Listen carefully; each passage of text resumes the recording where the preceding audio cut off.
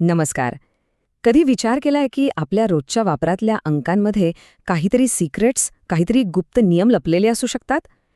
आज आपण संख्यांचे असेच काही गुप्त संकेत उलगडणार आहोत, जे गणिताकडे पाहण्याचा आपला दृष्टिकोनच बदलून टाकतील.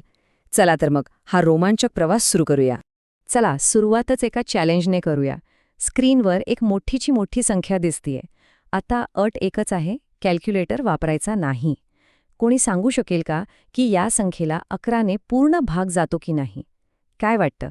याच प्रश्नाचं उत्तर शोधत शोधत आपण आजच्या विश्लेषणात पुढे जाणार आहोत. तर मग आजचा आपला प्रवास कसा असणार आहे? त्याचीही एक छोटीशी रूपरेषा आहे. आपण या आव्हानापासून सुरुवात करू, मग संख्यांचे वेगवेगळे प्रकार समजून घेऊ, त्यांचे सिक्रेट कोड्स शिकू आणि मग आपल्या मूळ प्रश्नाकडे परत येऊ आणि शेवटी गणिताच्या अगदी मुळाशी जाऊ. ठीक आहे, तर ते सिक्रेट कोड समजून घ्यायचे असतील तर आधी आपल्याला काही मूलभूत गोष्टी क्लिअर कराव्या लागतील. चला तर मग गणितातील काही महत्त्वाच्या संख्या कुटुंबांना भेटूया. सगळ्यात आधी येतात नैसर्गिक संख्या. म्हणजे काय? अगदी सोपं आहे. आपण लहानपणी ज्या संख्या शिकलो, वस्तू मोजण्यासाठी 1, 2, 3, 4 आणि अशाच पुढे अनंतपर्यंत. आता ह्या नैसर्गिक संख्यांच्या ग्रुपमध्ये फक्त एक नवीन मेंबर ॲड करूया, 0. आणि झाला आपला पूर्ण संख्यांचा ग्रुप तयार. हा छोटासा बदल आहे, पण 0 गणितामध्ये खूप मोठा गेम चेंजर आहे, नाही का?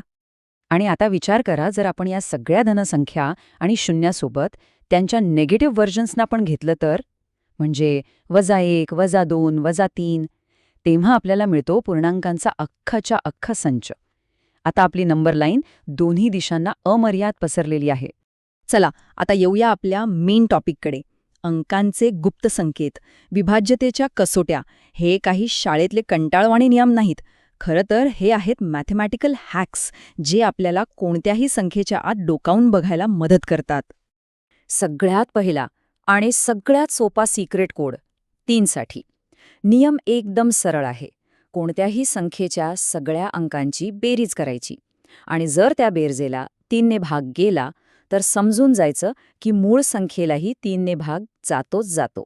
किती सोपं आणि सुंदर आहे ना हे? चला, एक उदाहरण बघूया. समजा संख्या आहे 6,95,421. आता या सगळ्या अंकांची बेरीज करूया. 6 + 9 + 5 असं करत उत्तर आलं 27. आता 27ला तर 3ने भाग जातो, हे आपल्याला माहिती आहे. याचाच अर्थ काय? तर त्या मूळ मोठ्या संख्येला सुद्धा 3ने पूर्ण भाग जातो. बघा, कॅल्क्युलेटरला हातही लावला नाही आपण. आणि यात अजून एक गंमत आहे. जो नियम 3 साठी आहे ना, जवळजवळ तसाच नियम 9 साठी पण आहे. म्हणजे जर अंकांची बेरीज 9ने विभाज्य असेल तर ती पूर्ण संख्यासुद्धा 9ने विभाज्य असते. हेच तर आहे गणितातलं पॅटर्न, हीच तर आहे त्यातली मजा. ओके, आता आपण येऊया त्या 11च्या सिक्रेट कोडकडे, ज्याची आपल्याला सुरुवातीच्या प्रश्नासाठी गरज आहे. हा थोडासा वेगळा आहे, पण समजायला एकदम सोपा. काय करायचं? तर संख्येमधले एक आड एक अंक घ्यायचे, म्हणजे विषम जागेवरचे अंक आणि समजागेवरचे अंक. त्यांची वेगळी वेगळी बेरीज करायची आणि मग त्या दोन बेरजांमधला फरक काढायचा. जर तो फरक 0 आला किंवा 11च्या पाढ्यातला आला तर समजायचं आपलं काम झालं, ती संख्या 11ने विभाज्य आहे. चला तर मग आपण आता 11चा नियम शिकलो आहोत. आता वेळ आली आहे सुरुवातीला जे आव्हान दिलं होतं ते सोडवायची. तयार आहात? आठवते का संख्या? 57,46,382. आता याच्यावर आपण तोच नियम लावूया. आपण यातले विषम आणि समस्थानांवरचे अंक बाजूला काढूया.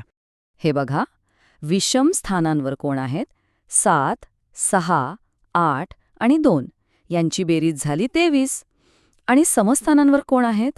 5, 4, 3 आणि 2. त्यांची बेरीज झाली 14. हा चार्ट बघितल्यावर आपल्याला दोन्ही बेरजा लगेच लक्षात येतात. आता पुढची स्टेप काय होती? तर या दोन बेरजांमधला फरक काढायचा. सोपं आहे. 23 - 14. उत्तर आलं 9. आणि आता तो क्षण, अंतिम उत्तर. आपला फरक आला आहे 9. आता 9 हा 0 आहे का? नाही. त्याला 11ने भाग जातो का? नाही. याचाच अर्थ 75,44,382 ही संख्या 11ने विभाज्य नाहीये. बघा, कॅल्क्युलेटरशिवाय फक्त एका साध्या नियमाने आपण केवढं मोठं गणित सोडवलं. पण थांबा, या ज्या कसोट्या आहेत हे जे नियम आहेत त्या फक्त काही गमतीशी ट्रिक्स नाहीत. या आपल्याला गणिताच्या एका खूप खोल संकल्पनेकडे घेऊन जातात, संख्यांची मूळ रचना कशी असते याकडे. आपण सगळ्यांनीच मूळ संख्यांबद्दल म्हणजे प्राईम नंबर्सबद्दल ऐकलंय, हो की नाही? ह्या अशा खास VIP संख्या आहेत ज्यांना फक्त एकने आणि स्वतः त्याच संख्येने भाग जातो, दुसऱ्या कशानेच नाही. जसं की 2, 3, 5, 7. यांना गणिताचे अणू का म्हणतात माहितीये?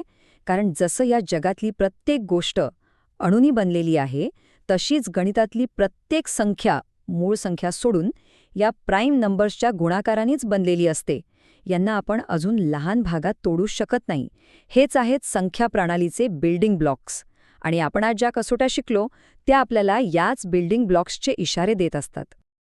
आज आपण फक्त काही नियमांची ओळख करून घेतली, पण गणिताचं जग अशा अनेक रहस्यांनी आणि सुंदर नमुन्यांनी भरलेलं आहे. आता विचार करण्यासारखी गोष्ट ही आहे की असे अजून कितीतरी सिक्रेट्स आपल्या आजूबाजूला आपल्या डोळ्यांसमोर असतील, जे फक्त आपण ते शोधून काढण्याची वाट बघत आहेत.